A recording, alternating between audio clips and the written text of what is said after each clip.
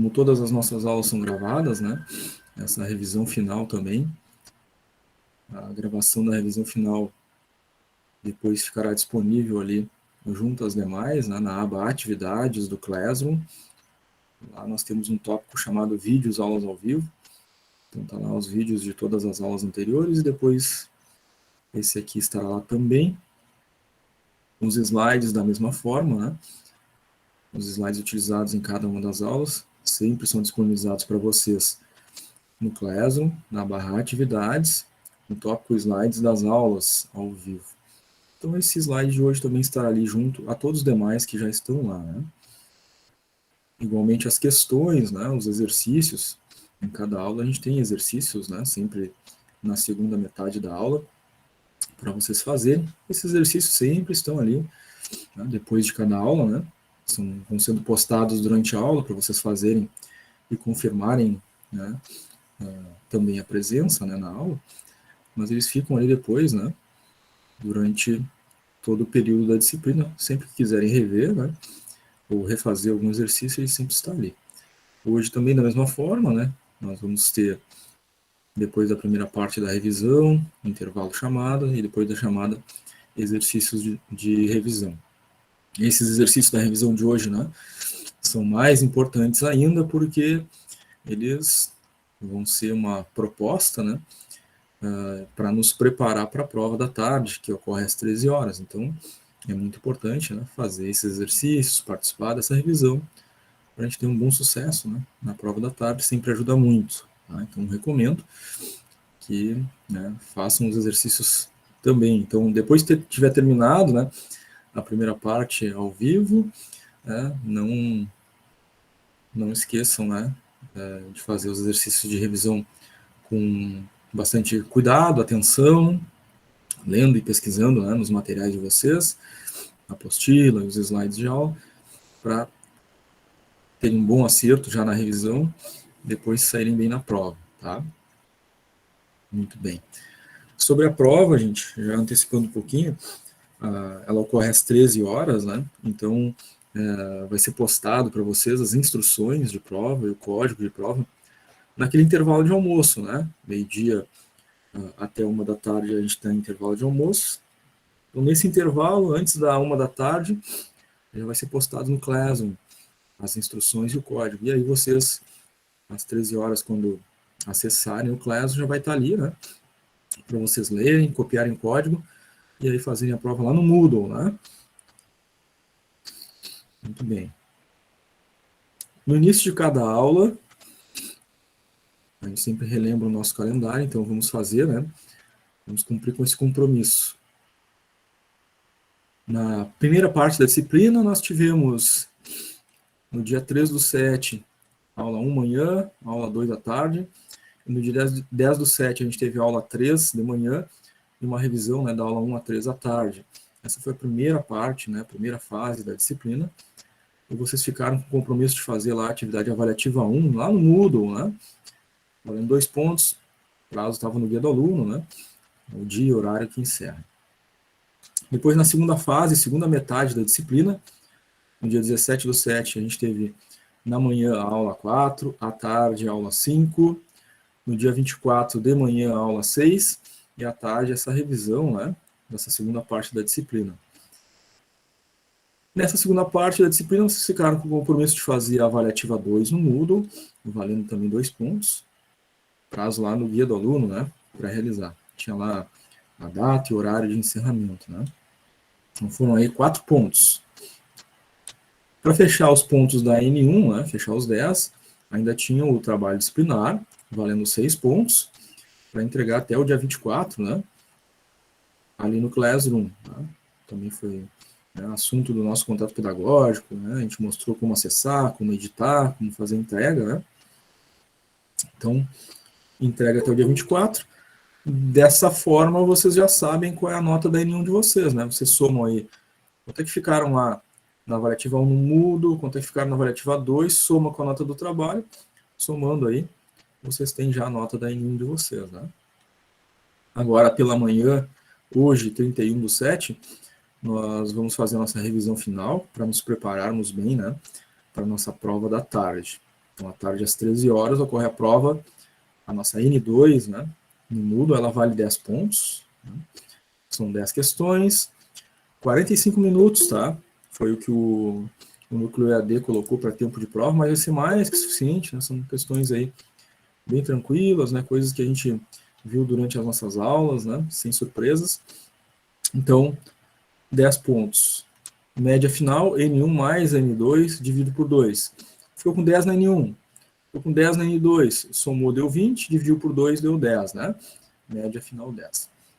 A média mínima de aprovação é 6, portanto, quem ficar abaixo de 6, né, reprovaria, mas ainda tem uma chance, né? Que é fazer a prova de substituição no dia 14/8, lá no Moodle, tá? Então, se acontecer, né? De alguém ficar em substituição, acredito que não vai acontecer com ninguém, mas se acontecer, 14/8, 9 da manhã, prova de substituição, também são 10 questões, né? Cai todo o conteúdo da disciplina igualmente, tá? E ela substitui a menor nota que tiverem ficado entre N1 e N2 para buscar a média, né? Aqueles que tiverem ficado abaixo. Patrícia conectou agora, bom dia, Patrícia. Muito bem. Alguém gostaria de fazer alguma pergunta, alguma dúvida, gente? Tranquilo? Todo mundo louco para fazer a prova de uma vez? Tudo certo. Tudo certo? Legal.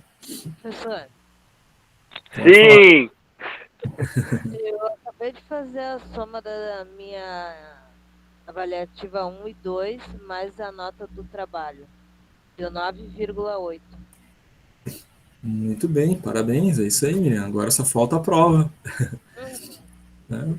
Não vai precisar de muito ponto na prova, né, Miriane? Pois é. Já tá com uma nota boa, né? Vamos tirar um 10 aí, que é para ficar com uma média maior ainda no final. Muito bem. Então, gente, se vocês não têm mais nenhuma pergunta ou dúvida, a gente vai para a nossa revisão.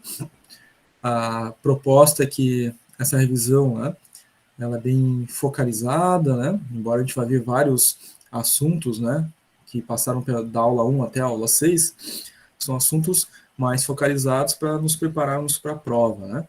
Então, a ideia é que a revisão seja um pouco menor, né, do que as nossas aulas anteriores, e sobre mais tempo na segunda metade da aula para fazer um número um pouco maior de exercícios, que os exercícios vão nos ajudar a fixar bastante o conteúdo e nos prepararmos aí para essa prova da tarde, tá? Muito bem. Então vamos à nossa revisão. A qualquer momento que vocês quiserem fazer alguma pergunta, alguma dúvida, procurem participar, seja pelo chat ou seja ao vivo habilitando o microfone, tá? Um recado importante antes da gente começar a revisão, antes que eu me esqueça. Na próxima semana, tá? A primeira semana de agosto, portanto, a escola está de recesso, né? E não tem aula. Então, no sábado que vem, né, como é a semana inteira de recesso, no sábado que vem, quem continua, né, quem não está se formando agora, que nem o Renan, quem continua, não tem aula sábado que vem. Vai ter aula na segunda semana de agosto, a partir da segunda semana de agosto, quando a gente retorna do recesso, tá? No caso de vocês que continuam no sábado, vai ser no dia 14 de agosto, né? O retorno aí do recesso, tá? Para quem continua depois, a próxima disciplina, depois do recesso, será plano de negócios. Muito bem, gente. Então, iniciando a nossa revisão. Uma das primeiras coisas que a gente viu nas nossas aulas iniciais foram conceitos, né? Conceito de gestão, conceito de sistema, conceito de qualidade, conceito de processo, conceito de produto. E posteriormente, né, dados esses conceitos iniciais, a gente fez o conceito integrado, né, de sistema de gestão da qualidade, já que individualmente a gente já tinha visto, né, esses conceitos, né. Então, o sistema de gestão da qualidade, o conceito é conjunto de pessoas, e vejam, né, a importância das pessoas já no início, né, no conceito, porque todo o demais, né, todo o restante, é diretamente dependente das pessoas. Então, começa com as pessoas, conjunto de pessoas, práticas, procedimentos, equipamentos, instalações, sistemas, recursos, voltados e direcionados para a obtenção da qualidade de uma organização. Então, obter a qualidade de uma organização começa com as pessoas. Então, aquela frasezinha final, né? Aquela partezinha final aí do conceito. Obtenção da qualidade de uma organização, que só se obtém, então, com um conjunto de pessoas. Porque são esses indivíduos, colaboradores, né, de uma empresa, esse conjunto de pessoas, estes é que vão fazer as práticas, né? Estes é que vão usar os procedimentos, os equipamentos, as instalações, vão gerir o sistema, colocar informações no sistema, coletar informações, fazer análise das informações no sistema. Então, depende diretamente das pessoas. Então, como tudo em administração, tudo em gestão, né, a gente sempre começa com duas coisas importantes. A primeira, é claro, planejamento, né, e outra é as pessoas, né? São as duas coisas que estão sempre no topo, né, de qualquer tipo de gestão. Em um sistema de gestão da qualidade, né, não poderia deixar de ser diferente. Então, a gente precisa, para ter aquela tríade que se conecta e gera maior receita para a empresa, vocês devem lembrar logo no início, né? Qualidade, produtividade e competitividade. Tinha aquela setinha para cima em cada uma delas, né? Então, como que eu alcanço mais qualidade? Treinando as pessoas que vão, né, aplicar a qualidade, né, na empresa. Depois, a qualidade automaticamente aumentada vai levar a um aumento da produtividade, o aumento da produtividade, um aumento na competitividade, e, portanto, a empresa, né, abarca uma maior fatia de mercado, gera mais receitas, é mais aceita, né, por esse mercado. Por quê? Investiu inicialmente em pessoas, treinou as pessoas, né, qualificou o grupo humano. Então, esse conceito de sistema de gestão da qualidade, né, ele é muito importante que a gente tenha essa noção, né, de que todos esses elementos ali no meio, né, do conceito, para obter lá o final qualidade da organização, começa com as pessoas. Tá? Então, nunca esqueçam disso. Esse é o primeiro conceito, primeiro tópico da nossa revisão. Outro elemento que foi bem constante aí, né, em muitas aulas foi o PDCA. A gente viu o PDCA em mais de um momento, né, durante as nossas aulas. O PDCA é um ciclo, né?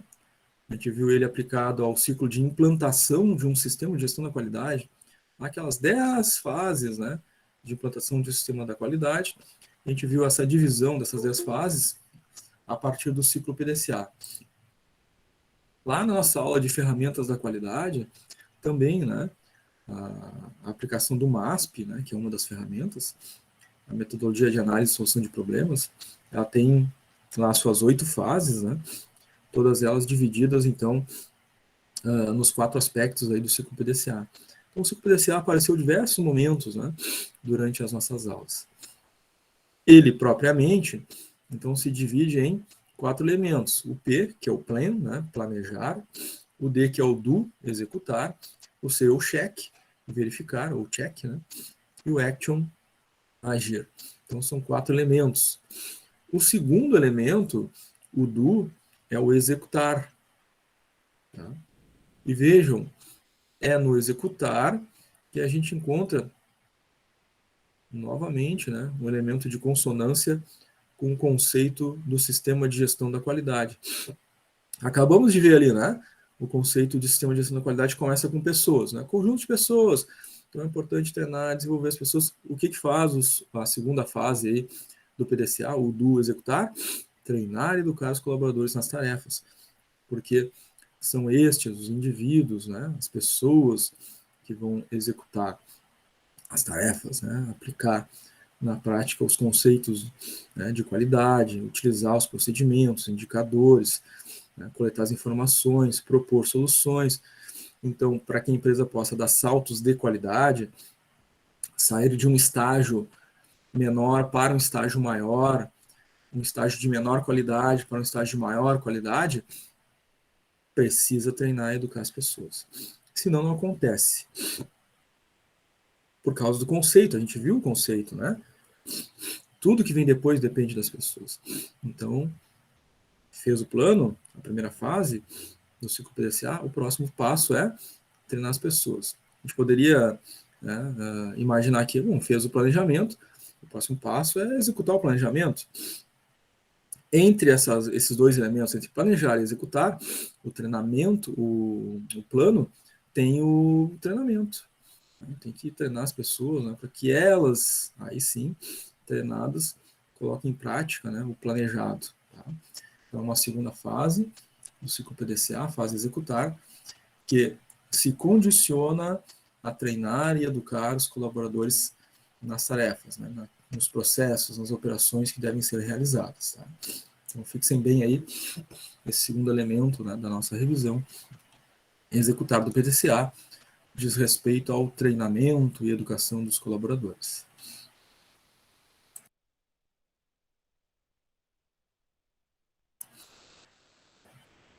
Vimos também durante as nossas aulas os indicadores. E nos indicadores, a gente viu, né, algumas definições importantes para indicadores.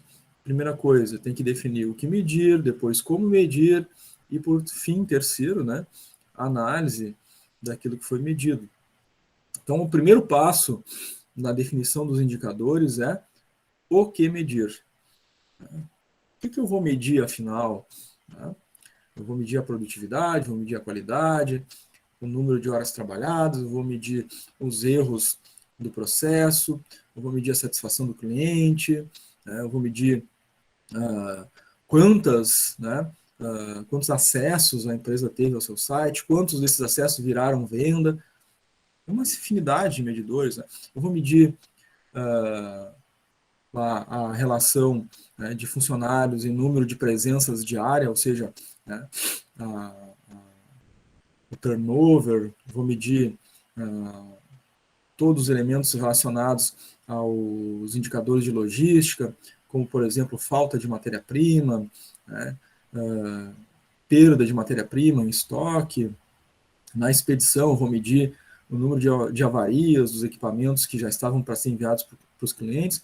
Tem uma série de medidores, né, indicadores que eu posso adotar. Mas desses infinitos indicadores, quais de fato são importantes para aquele tipo de empresa? Então, cada empresa, claro, precisa fazer esse estudo, né, daquilo que é importante para ela medir, para poder definir os indicadores certos e, portanto, evitar os excessos, os indicadores desnecessários. Porque são os excessos de indicadores, né, indicadores desnecessários, que podem levar a uma redução de produtividade para a empresa, inclusive. Então, lá no meu processo, eu preciso de um indicador que vai, né, me ajudar a controlar a qualidade do meu processo. Agora, se eu tiver 5, 6, 10 e só um é necessário, o que os outros 5, 6, 10 estão fazendo? Somente tirando, né, produtividade, porque eu vou ter que parar em algum momento para colher essas informações, analisar, né, fazer os registros. Então, se eu tenho uma infinidade de indicadores e uso um, dois, todos os outros são excessivos, desnecessários, né? Então, isso é importante, né, em termos de definição, né, o que vamos medir, para a gente medir somente aquilo que é necessário, tá? Para evitar o desperdício de tempo, horas de trabalho com indicadores que possam ser irrelevantes, né, que possam ser apenas burocracia, né, ou que sejam indicadores apenas para gerar ocupação do tempo, né? Então, esses são desnecessários. O indicador necessário é aquele que, né, a empresa consegue obter resultado dali. Eu meço, eu tenho uma meta, e da medição daquele indicador eu consigo tomar decisões que vão melhorar a qualidade, que vão melhorar a produtividade, que vão melhorar a competitividade.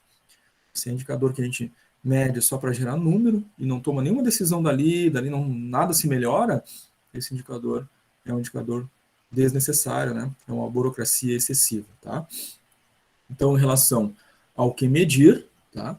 É importante evitar os excessos, ou indicadores desnecessários. Até o momento, gente, como é que está para vocês? Essa nossa revisão, já conversamos aqui sobre 3 aspectos, né, diferentes aí. Alguma dúvida, alguma pergunta? Tudo certo. Legal, Tudo Renan. tranquilo, professor. Legal, Alice. Tudo certo. Valeu. Miriane colocou aqui também no chat, Arthur, o Rodrigo, todo mundo tranquilo.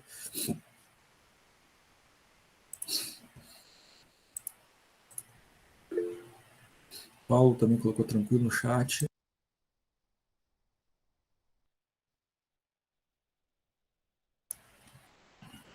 Muito bem.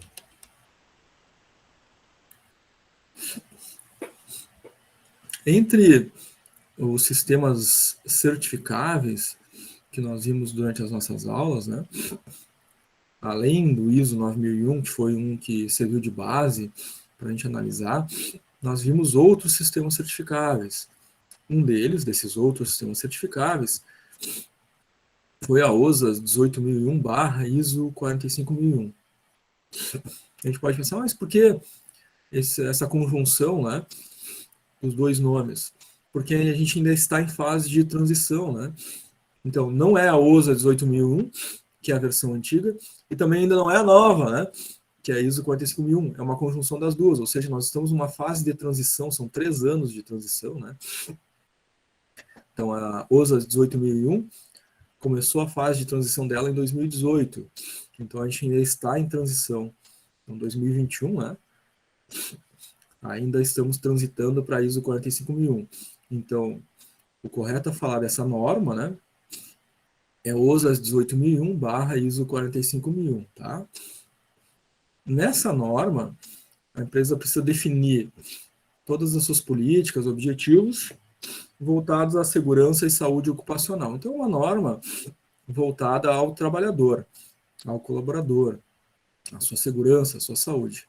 A empresa tem que cumprir com todos os requisitos necessários dentro dessa norma, a fim de garantir, né, esses elementos. Tá?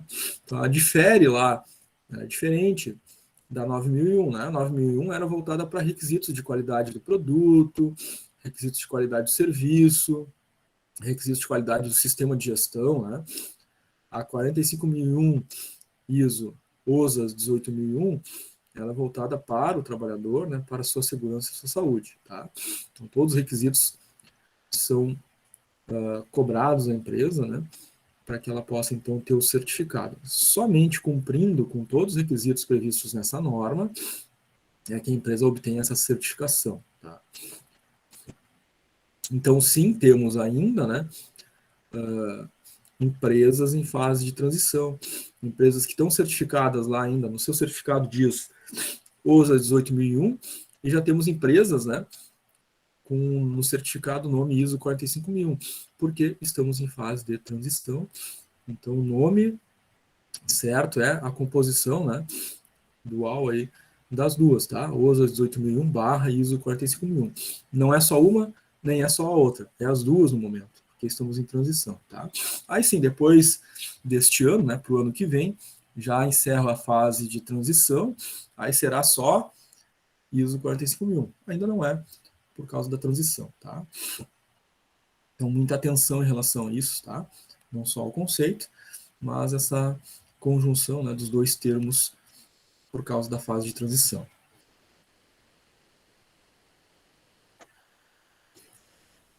Durante a implantação de um sistema de gestão da qualidade, nós vimos que, além da aplicação lá das 10 fases, né, para implantar um sistema de gestão da qualidade, nós tivemos nessa aula os aspectos das vantagens do sistema de gestão da qualidade, algum tipo de desvantagem e os obstáculos que podem surgir, né, a implantar um sistema de gestão da qualidade. Entre os obstáculos, nós destacamos a resistência à mudança. Então, a resistência à mudança é um dos obstáculos, tá? Não é só a resistência à mudança que tem como obstáculo. Mas, por que ele é um dos mais importantes aí, né, a serem focalizados pela empresa? Porque ele se encontra no âmbito das pessoas, dos colaboradores.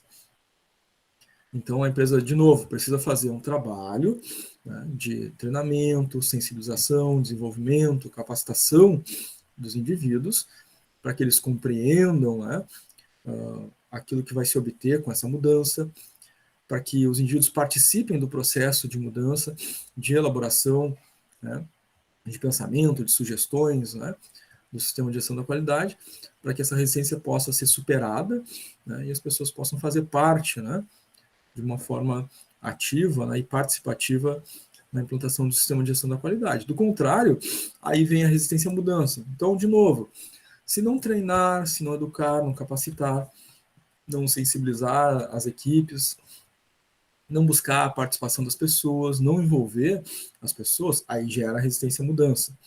Então, a resistência à mudança é um efeito de uma falta de gestão da empresa em algum momento, né, no envolvimento das pessoas, na participação, no treinamento, né, no desenvolvimento.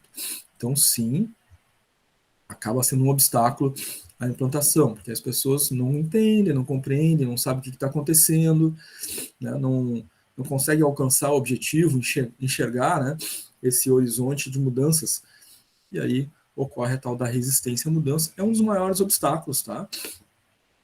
Porque, como a gente já viu no conceito inicial, né, de sistema de gestão da qualidade, ele começa com um conjunto de pessoas. Então, se eu não cuido das pessoas, o efeito é a resistência. Né? Então, é um dos obstáculos se a empresa não cuidar. Né? Muito bem.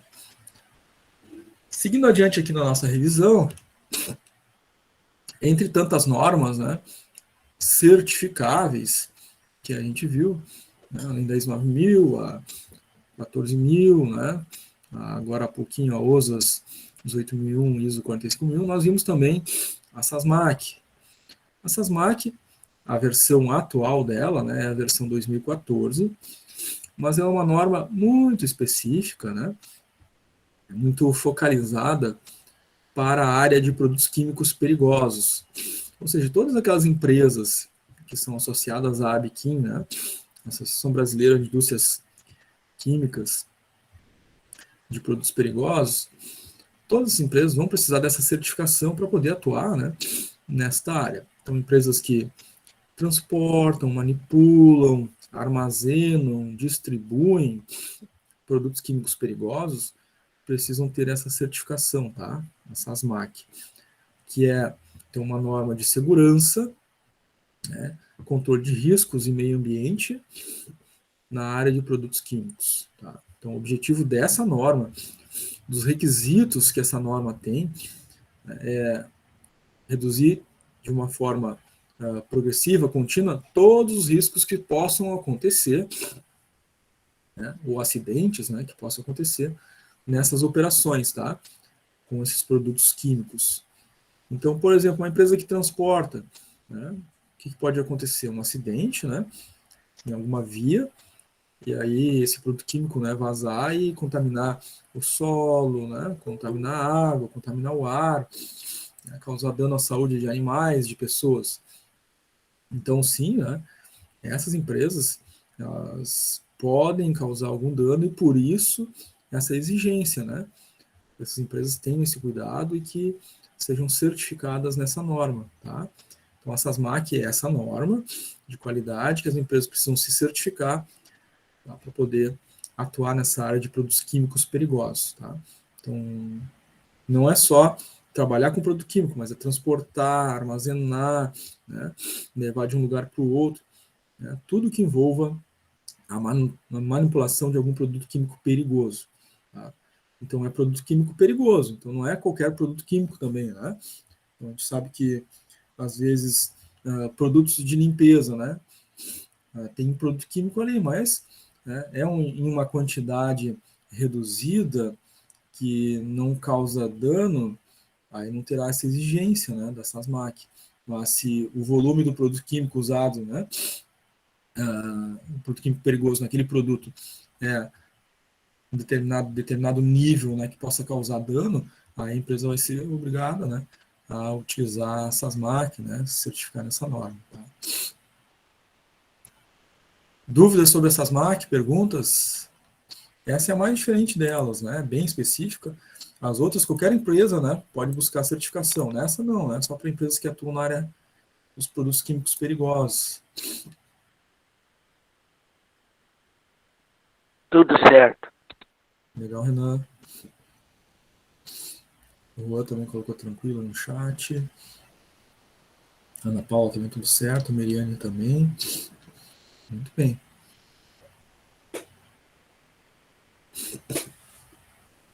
Vamos adiante então na nossa revisão.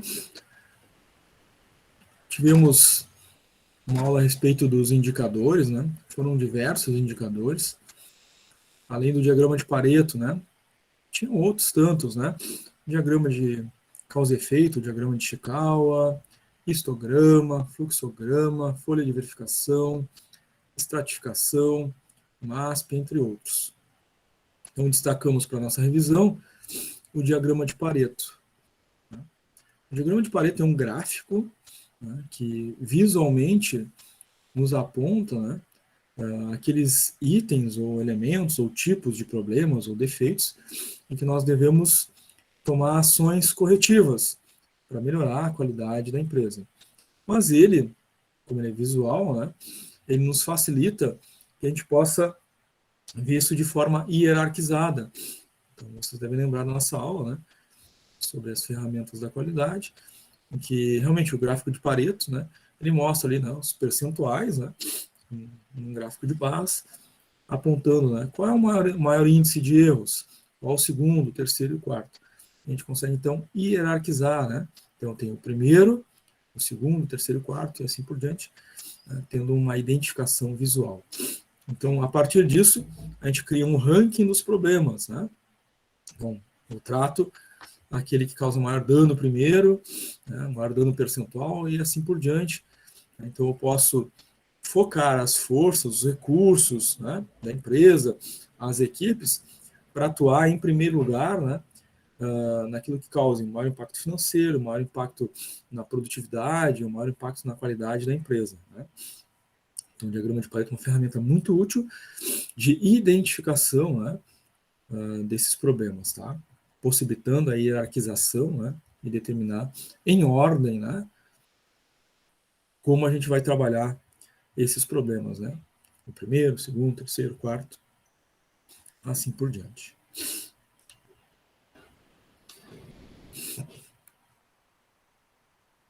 Das fases de implementação de um sistema de gestão da qualidade. São 10 fases, né? E nós vamos destacar algumas importantes. Uma fase importante na implantação de um sistema de gestão da qualidade é o diagnóstico da empresa.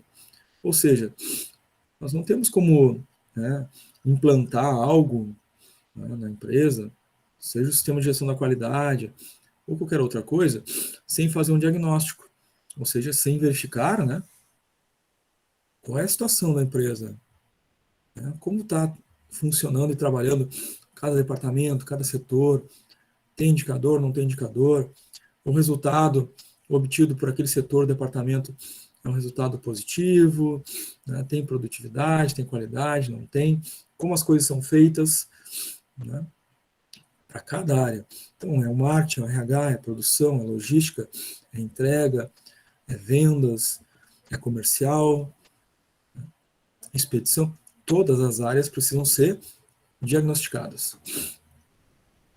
A partir disso, caracterizados os problemas, a empresa tem condições de, a partir dessa visão, né, desse cenário completo, né, desse diagnóstico completo da empresa, começar a pensar na implantação do sistema de gestão da qualidade. Então, diagnóstico é uma fase muito importante, né? É uma etapa que a empresa vai buscar essas informações. Uma das formas de buscar essas informações, claro, é entrevistar os principais gestores nos processos da empresa. Então, os processos, né, cada um deles, vão ter lá o seu gestor. A área de RH tem seu gestor, a área de logística tem seu gestor, a produção tem seu gestor e assim por diante.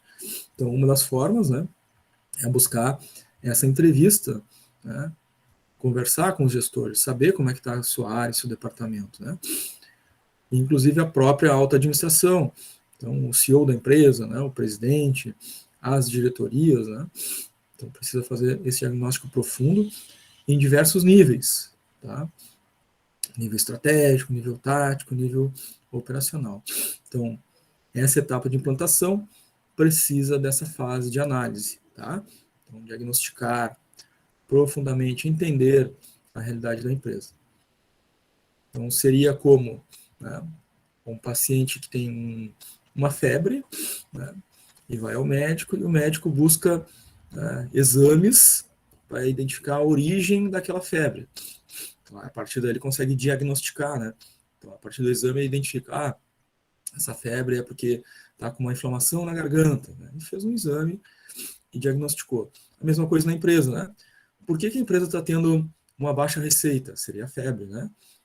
Então ele vai buscar examinar, né, identificar de onde vem, qual é a origem, né, dessa baixa receita. Isso é o diagnóstico, né? Para isso, então, ele precisa entrevistar, falar com as pessoas, para identificar essa situação, tá?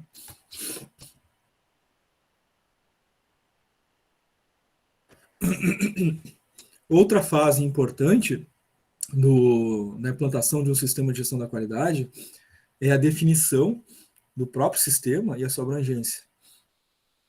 Claro que essa primeira etapa, tá, é feita pela diretoria da empresa, os donos da empresa, né? Eles que vão definir, né, qual é o sistema de gestão que a empresa vai implantar.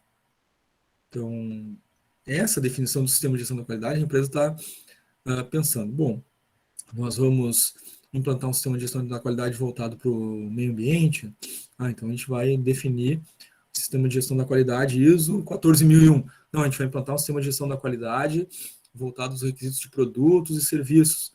Então a gente definiu o sistema de gestão da qualidade ISO 9001. A gente quer implantar um sistema de gestão da qualidade voltado à segurança do trabalho, saúde ocupacional.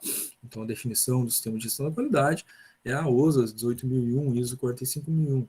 A nossa empresa é da área de química, né, de produtos perigosos, então a gente precisa definir um sistema de gestão da qualidade, SASMAC. Então, é essa fase, né, a empresa define qual vai ser o seu sistema de gestão da qualidade, a área, né, que esse sistema vai abranger, tá? Então, a primeira etapa, que a diretoria, os donos da empresa, né, devem adotar para implantar o sistema de gestão da qualidade, tá? Muito bem. Vimos aí duas fases importantes, né? O diagnóstico e a definição do sistema de gestão da qualidade e a sua abrangência. Tá?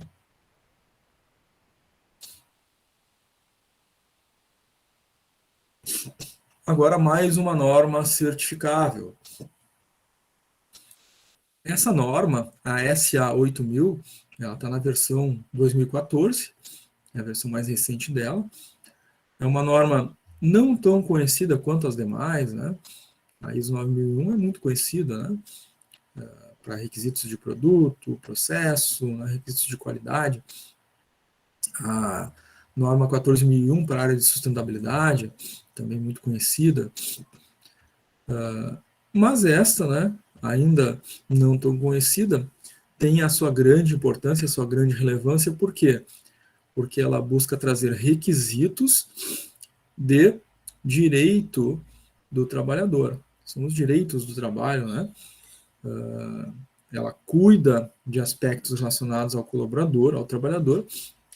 Similarmente, né, a OSA 18.001, 45.001. Só que aquelas lá, né, cuidam de segurança e saúde. Essa cuida do direito do trabalho, né, direito do trabalhador, tá? Bom, essa norma, versão 2014, ela substituiu a última versão, a versão 2008, tá? E foram alteradas algumas coisas, como, por exemplo, se estabeleceu as metas, né, da própria alteração, da mudança, uma fase, né, quanto tempo tem para mudar da 2008 para 2014, né, os requisitos de melhoria, como uma melhoria no fluxo e facilidade do uso da própria norma. Então, foram algumas mudanças implementadas, né, no texto da norma. Também teve um aumento do engajamento do empregador, foi uma outra meta que se colocou. Então, nessa norma SA 8000-2014, né, já é previsto, né, que o empregador, né, ou seja, o CNPJ, a pessoa jurídica, né, que emprega as pessoas, ele já estava previsto na versão 2008, né, o seu envolvimento, mas há um aumento de requisitos, né, mais requisitos para ele cumprir em relação às suas obrigações, né, aos colaboradores. E essa atualização 2014 também traz melhorias para a compreensão dos requisitos do sistema de gestão. Então, textos, né, e melhorias em relação a essa compreensão. Como aplicar essa norma, né? Como que a gente entende aquilo que está sendo pedido ali, como colocar isso em prática, né? Como executar aquilo que está pedido na norma. É uma norma muito importante, é uma norma internacional, e como a gente já até comentou, né, na aula a respeito sobre essas outras normas, a SA 8000, ela tem um desafio bem grande, porque cada país, né, vai ter a sua legislação, a sua forma de tratar, né, essa relação de trabalho, empregador-empregado. E é muito diferente, é muito distinto mesmo. Uma situação é o Brasil, né, outra situação é os Estados Unidos, outra situação são os países da Europa, né, e outra bem diferente ainda, né, são os países asiáticos e países africanos.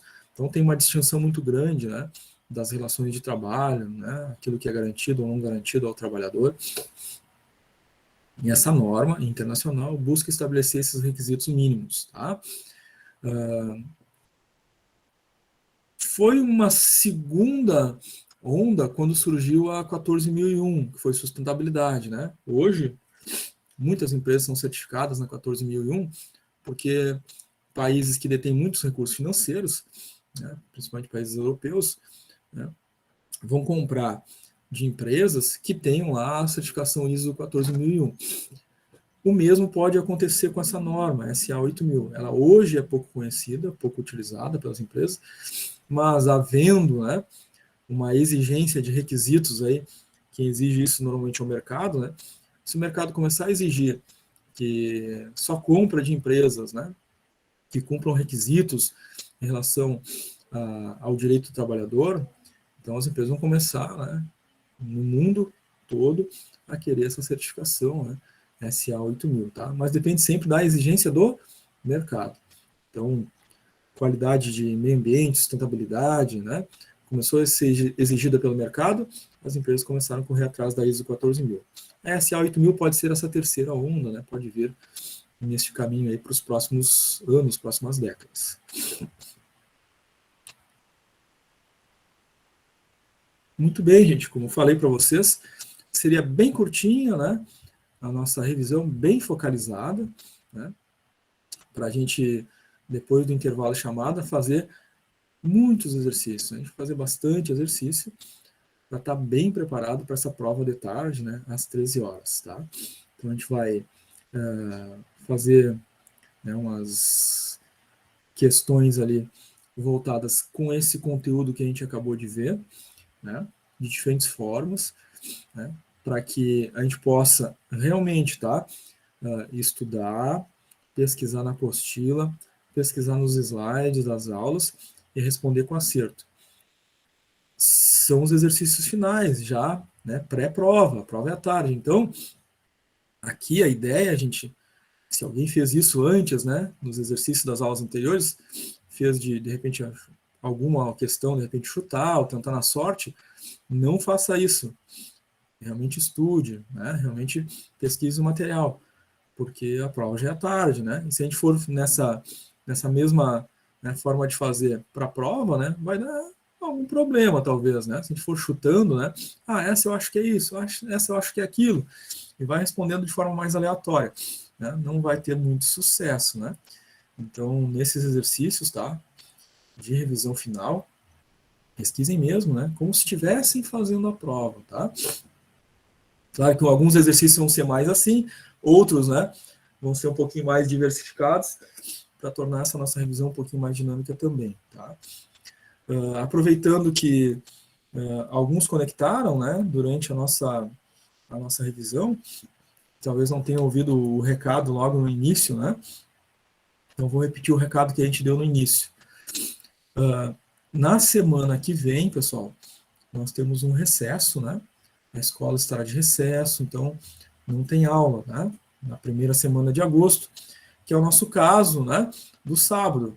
Então, o sábado da semana que vem, né, compõe ainda o período de recesso e vocês não têm aula, então, no dia 7 de agosto, tá? Vocês terão aula no dia 14 de agosto, tá? Que é o segundo sábado já de agosto, é a segunda semana de agosto, tá? Então, quem estiver ainda, né, no segundo ciclo, não tiver se formado, né, não tiver terminado as disciplinas, vai fazer a próxima disciplina no dia 14, a partir do dia 14 de agosto, tá? Então, nesse dia 14 de agosto, nós iniciamos a disciplina de plano de negócios, tá?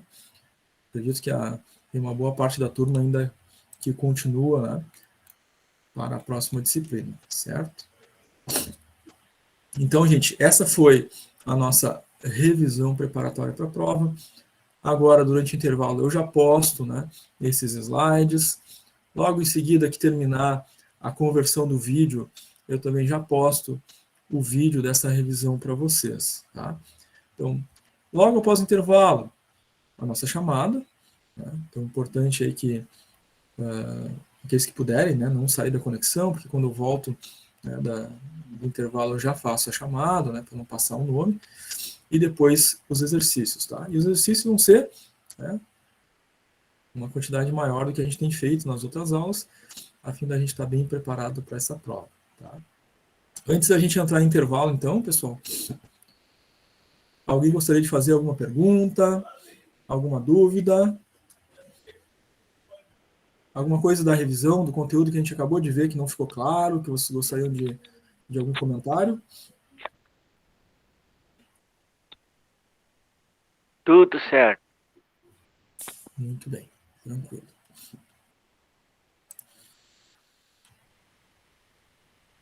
A Miriane colocou joia no chat, o Rô tranquilo, a Ana Paula tranquilo, a Patrícia também colocou um tranquilo ali. Muito bem, então, como prometido, essa primeira parte, né, bem curtinha, para sobrar bastante tempo para a gente fazer os exercícios, né, e sair bem na prova da tarde, tá? Então, intervalinho, 15 minutos, dá para tomar um café quente, né, uma esquentadinha e a gente já retorna. Voltamos então às 10h12.